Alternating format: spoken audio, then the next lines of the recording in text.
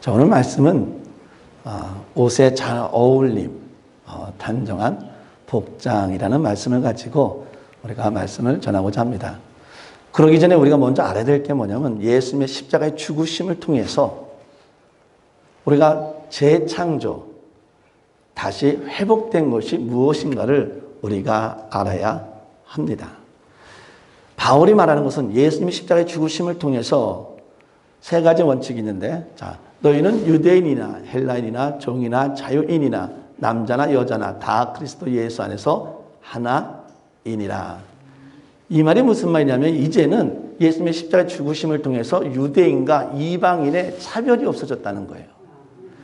예수님의 십자가 죽기 전에, 아니 그 당시에는, 물론 그 당시에는 어떤 생각을 여전히 갖고 있냐면은 하나님께서는 이스라엘만 선택했다는 거예요.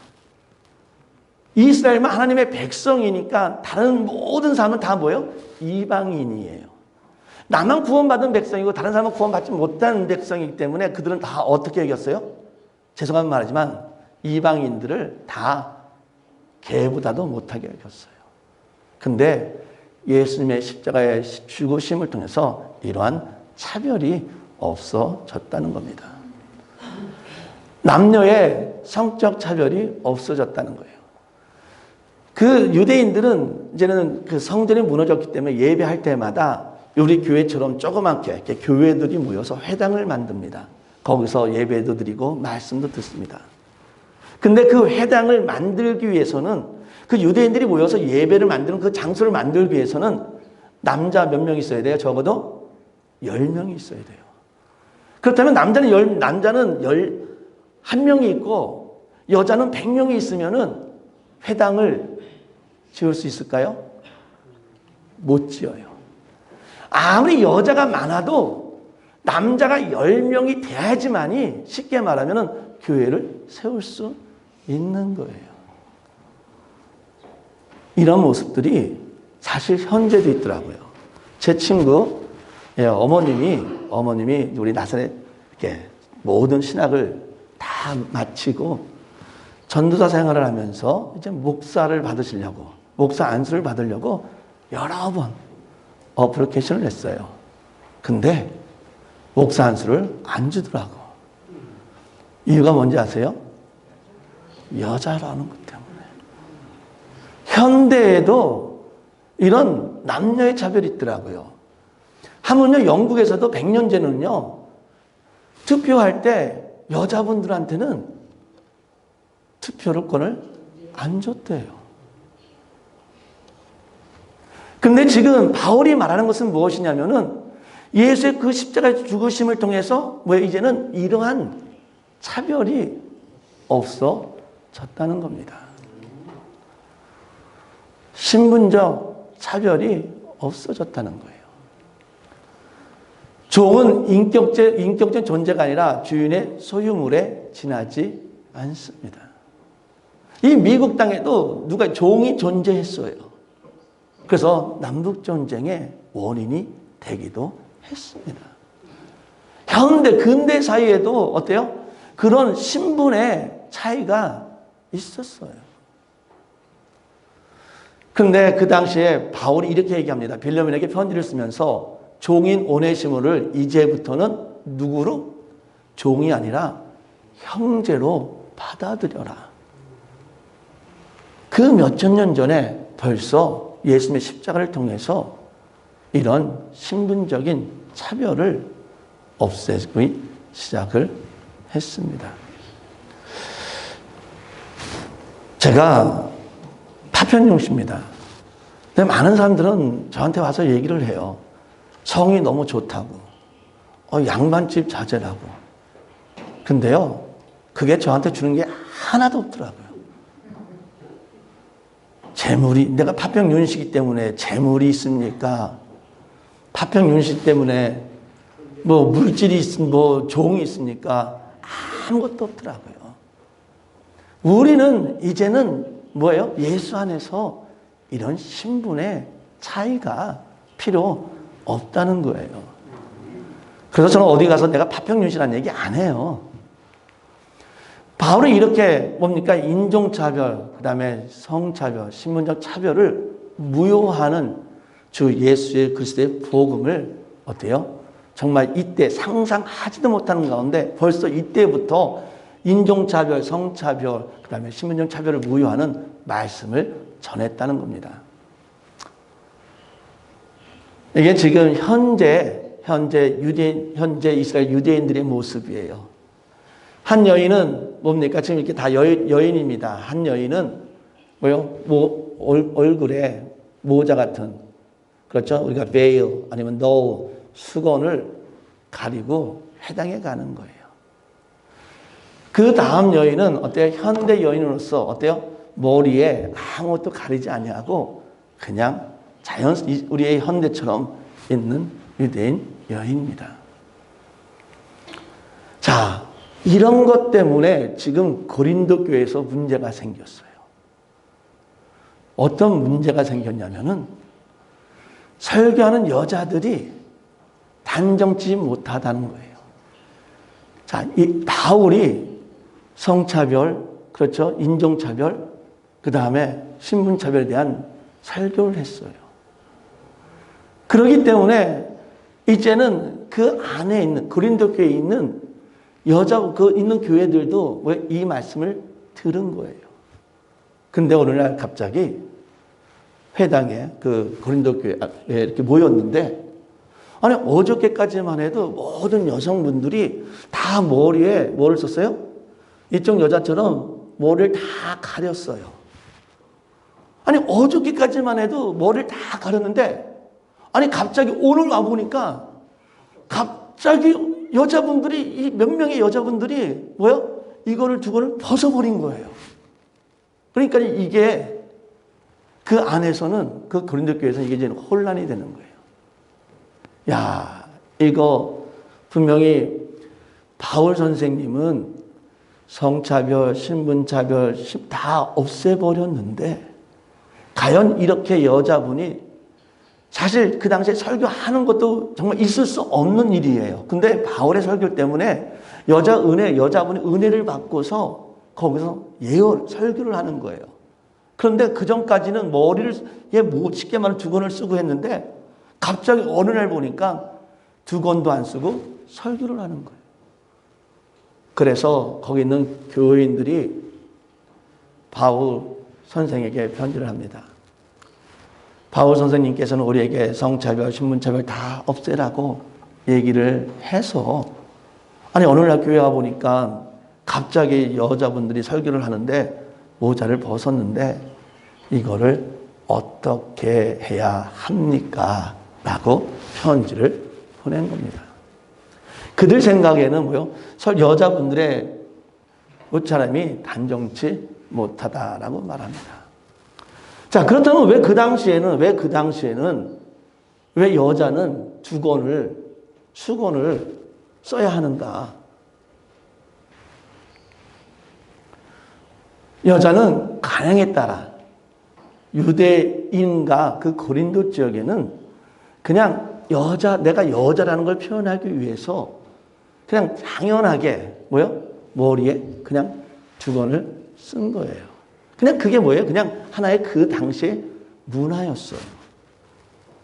저도 한번 문화의 쇼크를 받은 적이 있는데, 우리 이제 중고등부 애들을 가르치는데, 저도 좀 옛날이니까 좀 약간 보수적인 생각을 갖고 있는 거예요. 근데 어느 아이가 피아노를 치는데, 그것도 이제 그 교회 목사님 아들이 피아노를 치는데, 애들인데 요즘 말하는 그 야구 모자 있지 않습니까? 야구 모자를 쓰고 교회에서 피아노를 치는 거예요. 그때는 교회에서 야구 모자 같은 거 쓰고 예배에 참석한 사람들이 없었거든요. 저도 놀란 거예요. 이걸 어떻게 해야 되나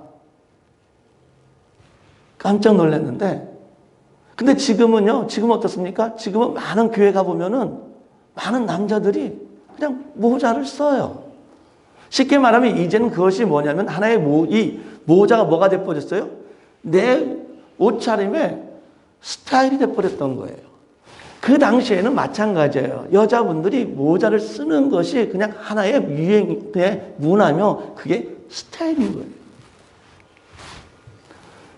그다음에 또한 그 모자를 쓴다는 건 뭐냐면은 이 모자를 쓰면서 고백하는 게 뭐냐면 나를 주관하신 분이 있다라는 그런 표현으로서 모자를 썼습니다.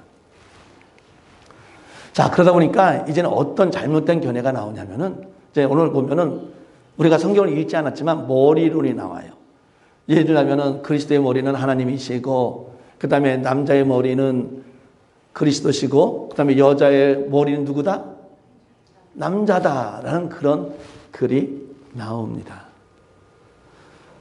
자, 그런 의미에서 당시에 지금도 많은 사람들이 오해하고 잘못된 견해 중에 하나가 뭐냐면은 우리가 이 말씀을 가지고 부부싸움 할 때도 가끔가다 사용을 해요. 봐라. 여자의 머리는 누구라고요? 남자다. 그러니까 남자의 말에 어떻게 해야 된다고요? 순종해야 된다. 복종해야 된다. 라고 해서 이 머리론을 가지고 우리가 좀 싸울 때가 있어요. 근데 우리가 머리라는 의미가 단지 이 머리를 말합니까?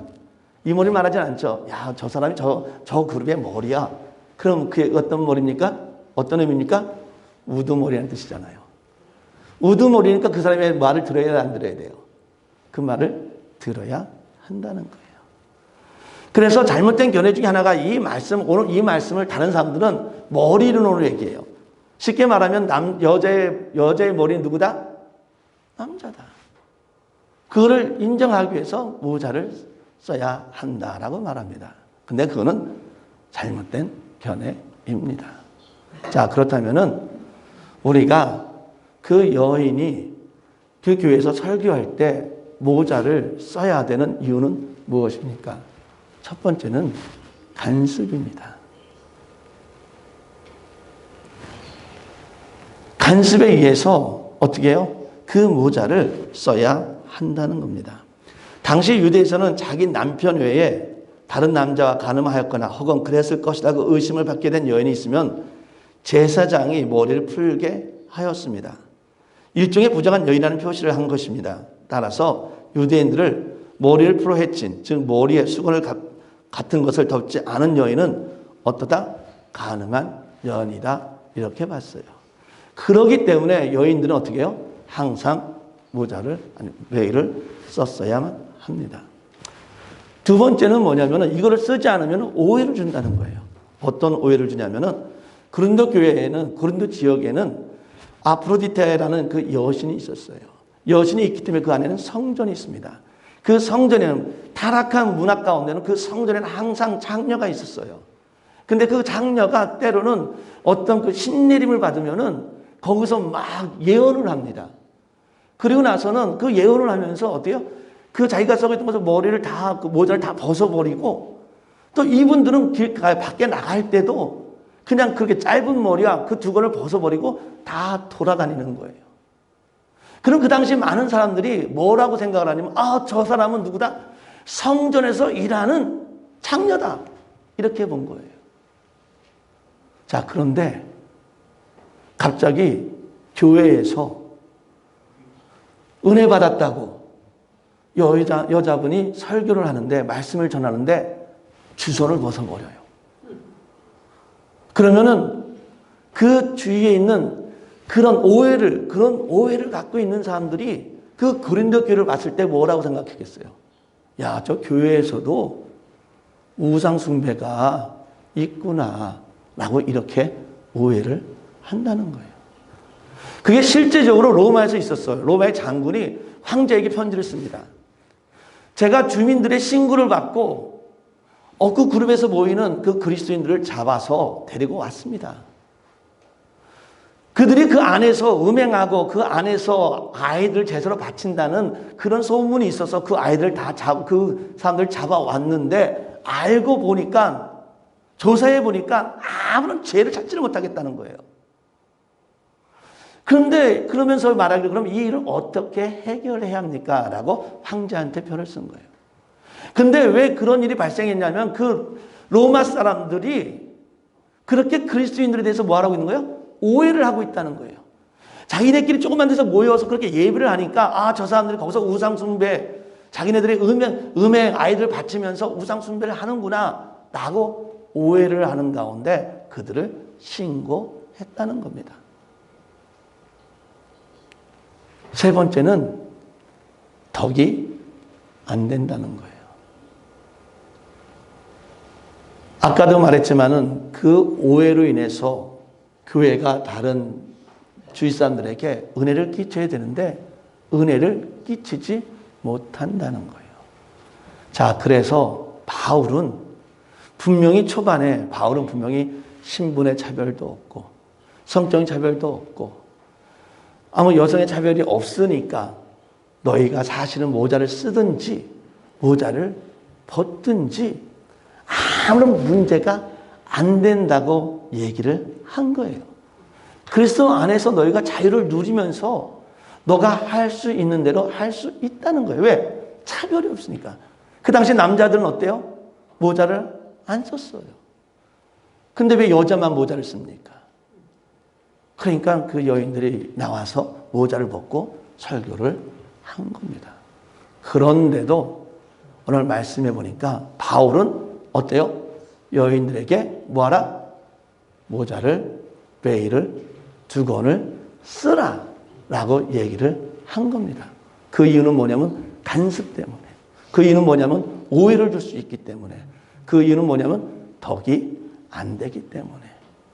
아까 말한 것처럼 남자가 여자의 머리이기 때문에 모자를 쓰는 것이 아니라 그런 거는 아무런 상관없이 뭐다? 간섭이다. 그 다음에 오해를 준다. 그 다음에 덕이 안 된다라는 이유 때문에 두건을 쓰라는 거예요. 제가 목회를 하면서 참 저도 이게 한국적인 사고방식을 갖고 있으니까 딱 미국에서 예배를 하는데 어떤 우리 교인이 모자를 쓰고 오신 거예요. 이렇게 다 이렇게 맞춰서. 그런데요, 이상하죠. 설교하는 도중에 계속 그게 거슬려요. 별것도 아닌데. 자, 그래서 그러면은 다시 말씀을 맺겠습니다. 그러면은 우리가 언제 모자를 쓰고 언제 모자를 안 쓰고 우리가 나중에 우리 여기 젊은이들 좀 많이 이렇게 보면은 있을 텐데 젊은이들이 모자를 쓰고 오면은 어떻고 또 안 쓰고 오면 어떻고 우리도 남자분들도 어떤 데는 모자 쓰고 오는데 그 모자 쓰면 어떻고 안 쓰면 어떻고 이거를 어떻게 판단을 하냐 이 말이에요. 우리 지난주 바울의 고정적으로 얘기하는 게 있어요. 우리 지난주 설명했던 겁니다. 삶의 원칙이 있습니다. 첫 번째, 하나님을 사랑하라는 거예요. 모자를 예배 시간에 모자를 쓰고 안 쓰고 아무런 상관이 없습니다. 예배 시간에 우리가 어떤 옷을 입고 와도 아무 상관이 없어요. 죄송하지만 우리에겐 다 신분의 차이가 있어요. 물질적인 차이가 있습니다. 어떤 분은 물질 때문에 좋은 옷을 입고 올 수 있고 어떤 사람은 물질 때문에 나쁜 옷을 입고 올 수 있어요. 상관이 없어요. 우리는 아무 옷이나 다 입을 수 있어요. 그런데 생각을 해봐야 돼요. 내가 이 옷을 입는 것이 하나님 앞에 영광이 되는가?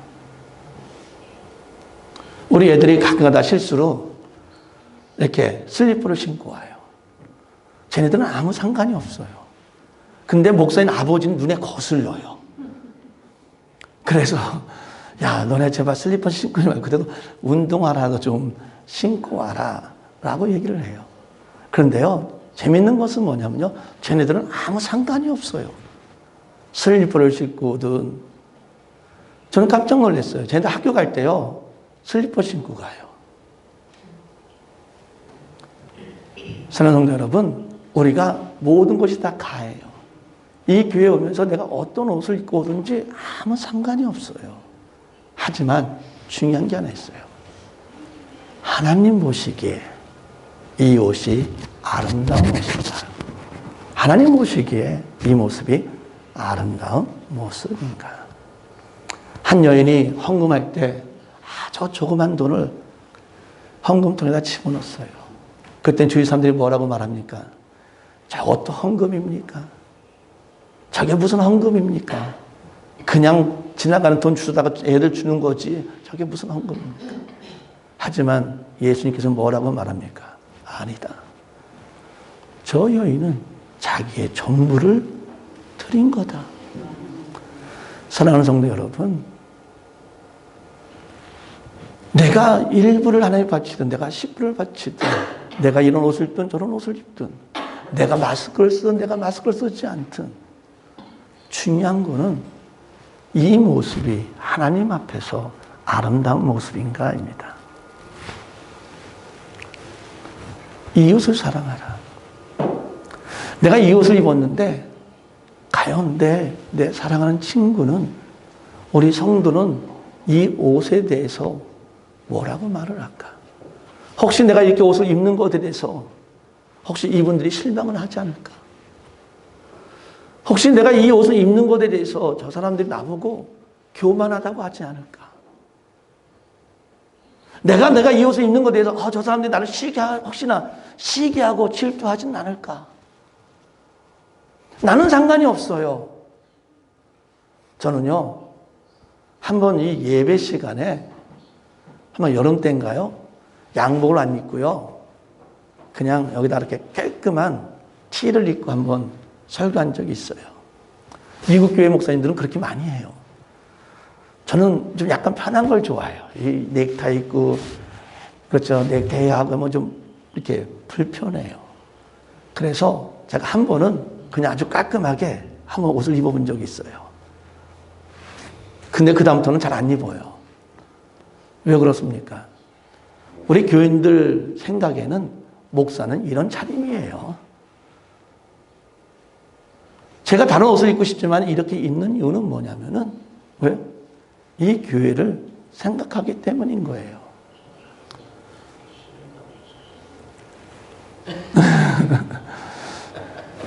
그래서 우리가 어떤 옷을 입든 상관이 없어요. 하지만은 뭐예요? 나 때문에 혹시나 내 주위 사람들이 실망하지 않을까? 우리가 그것을 생각을 해야 한다는 겁니다. 첫 번째 원칙, 두 번째 어떻게 저촉되지 않아요. 내가 옷을 이렇게 입어도 하나님께 영광이고, 내가 옷을 이렇게 입어도 우리 교인들이 목사님 멋있습니다. 오늘 말씀하신 것처럼, 우리가 인사했던 것처럼 잘 어울리십니다. 그러면은 우리는 왜요? 아무 옷을 입고 이 예배에 참석할 수 있는 겁니다. 예, 감사합니다. 감사합니다. 이렇게 목사님 그 옷이 잘 어울려요. 성도님 그 옷이 잘 어울려요. 정말 예쁩니다. 하는 이 옷을 입으면은 아무런 문제가 없다는 겁니다. 그러면서 제가 또 부탁을 드립니다. 사랑하는 성도 여러분, 분명히 다 하나님을 보시기에, 이웃 보기에 괜찮으면은 오케이라고 했어요.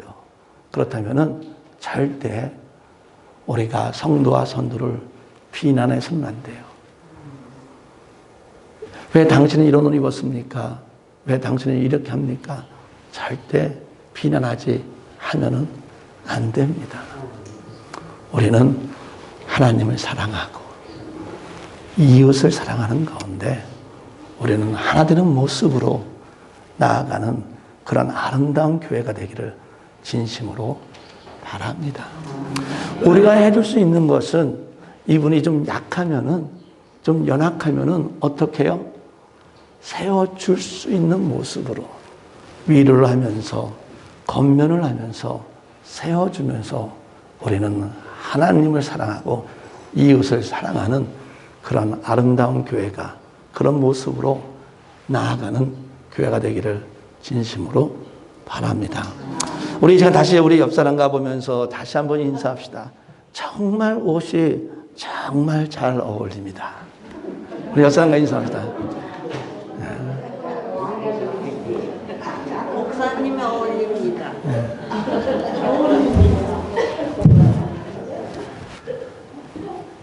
기도하겠습니다. 하나님, 이 교회는 하나님의 보내주신 예수 그리스도의 보혈로서 세워진 교회입니다. 주님의 그 십자가를 통해서 이제는 유대인과 헬라인의 차이를 없애버렸고, 남자와 여자의 차이를 없애버렸고, 종과 주인의 신분의 차이를 다 없애버린, 서로 연합하는 하나가 되는 모습으로 저희를 세워 주셨습니다. 하나님, 우리가 그렇게 하나님의 귀한 자녀로서 이제는 내 삶이 하나님 보시기에 어떤 삶인가 생각할 수 있도록 인도하여 주시옵소서. 내가 가지고 있는 이 문화가, 내가 가지고 있는 이 간습이, 내가 가지고 있는 그 이 습관이 과연 하나님 앞에 아름다운 습관인가 생각하게 하여 주시옵소서. 하나님, 내가 혹시 이런 삶을 통해서, 내가 이렇게 함을 통해서 내 사랑하는 가족과 내 사랑하는 교우와 내 사랑하는 친구들이 혹시나 마음의 상처를 입지 않는 것일까 생각해 보게 하여 주시옵소서. 혹시 내가 이렇게 하는 것이 내가 너무 잘난 맛으로 내가 너무 교만하는 가운데 이렇게 하고 있지 않은가 생각해 보게 하여 주시옵소서. 그래서 나는 할 수 있다 할지라도 내 사랑하는 가족과 내 사랑하는 교우와 내 사랑하는 친구들을 위해서 조금은 양보할 수 있는 우리가 될 수 있도록 인도하여 주시옵소서. 하나님 아버지, 우리의 삶을 살면서 먼저는 하나님을 사랑하게 하여 주시옵소서.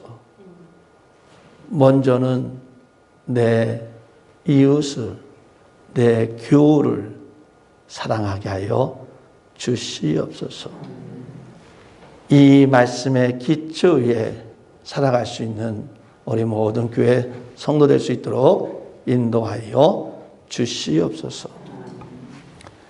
이제는 우리를 살리기 위해서 십자가에 죽으신 예수 그리스도의 은혜와 우리를 사랑하기 때문에 예수를 보내주신 하나님의 사랑과 우리가 온전하고 거룩하게 자라날 수 있도록 인도해 주시는 성령님의 인도 교통하심이 내가 이제부터는 내가 사회적인 삶을 살면서 내가 성도의 삶을 살면서 내가 먼저는 하나님을 사랑하고 내가 먼저는 내 이웃을 내 교우를 사랑하면서 살아가겠다고 다짐하는 우리 모든 교회와 성도 위에 영원히 있기를 간절히 축원하나이다. 아멘.